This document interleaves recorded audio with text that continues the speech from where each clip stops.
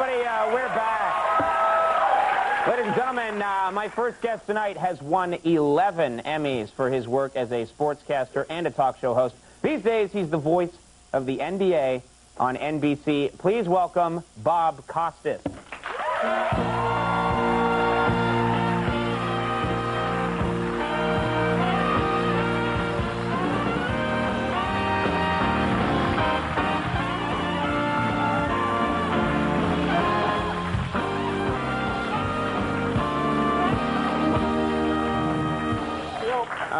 At first, I found the note insulting, but actually, it's pretty damn good. They're excellent cookies. Eat up, Slim. These are the best cookies at the 99-cent store. Oh, yeah. We get them from a bin. How are you? It's great, and it's good to be opening for Salt and Pepper again. You know, the last time we worked together, we were at the Apollo for the Fat Boys angioplasty benefit, so glad to be reunited with them. How do you go over at the Apollo? Oh, big. I'm huge there. Yeah. I'm huge there. If Puff Daddy is not available, my phone rings. They come and they grab you. Yeah. So much to talk about tonight. First of all, just in the spirit of things, just the other day we had the NBA All-Star Game. Yeah. Did you enjoy the game? You know, it's not a real game. It's an exhibition. Nobody plays defense. They run up and down the floor. 7-foot guys are dribbling behind their backs and doing things they'd never do in a real game. Speaking of which, Kobe Bryant, that was amazing. Kobe Bryant put on a move that I have never seen before in a playground, in an NBA game, anywhere. And my first thought was, this move must be illegal. He put the ball behind his back and passed it to himself and then tossed in a Kareem-like hook shot. And if he did travel or palm it or something, the officials, I guess, thought, well, what the heck? They were so blown away, they just let it go. Yeah. Yeah. Well, people were really trumpeting him. I guess they were trying to, we got to make this a big television event, so let's talk this guy up. As Peter Vesey put it in the New York Post, the last time NBC hyped a teenager like this, it was Blossom. So, have you seen her play? She's good. I have, as a matter of fact. You've been put in the position of taking over from Marv. Now that Marv has had his difficulties, and I was curious, Marv.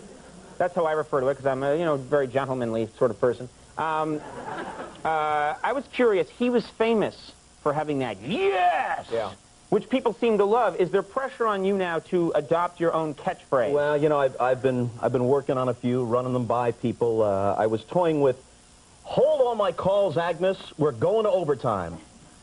But I think not. That's the worst thing I've ever heard.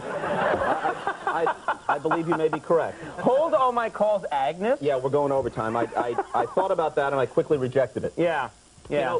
You know, Marv, as you said, had his difficulties, not making light of it. Right. I think over time, people are going to realize that whatever the truth of that situation may have been, it's only part of the truth.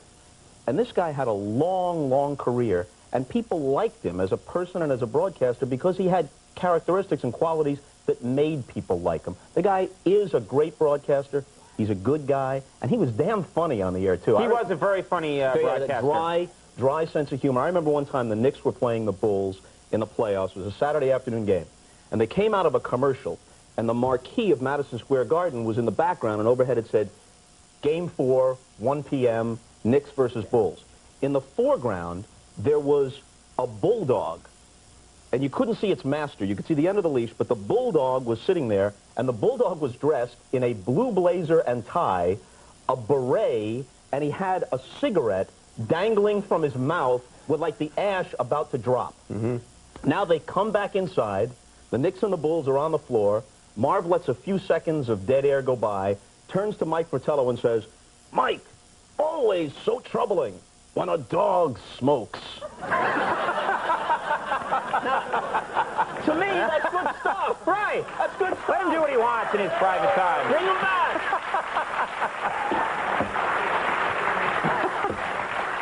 You know what I thought? I thought some broadcaster, and you can have it if you want, but people always love the show Gomer Pyle. I bet you love the show Gomer Pyle. I love it's Gomer in syndication. People see it. I think a broadcaster should start going, Shazam! There it is. There's the catchphrase. Say it.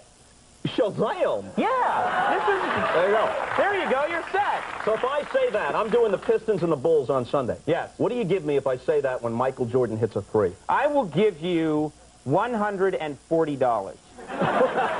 Well, in that case, it's a done deal. Hey, Hey, what are you not? You're not talking to an 11:30 And guy. a plate of cookies. You're going to be the one that it's going to be your trademark. I mean, you should be cutting him in on it, not him paying you. Andy, All right, in that case. Andy, it's crappy. Oh, He can have his 10%. He can have $14. Okay, watch this game, because I think you're going to say it someplace. Shazam. Shazam! And if you want to throw in a Sergeant Carter, that's your thing. If you want to just tuck that in there That'd be an somewhere. extra wrinkle. Exactly. Always troubling when a dog smokes. All right, we're going to take a quick break. We'll have more with Bob Costas in just a second. Stick around.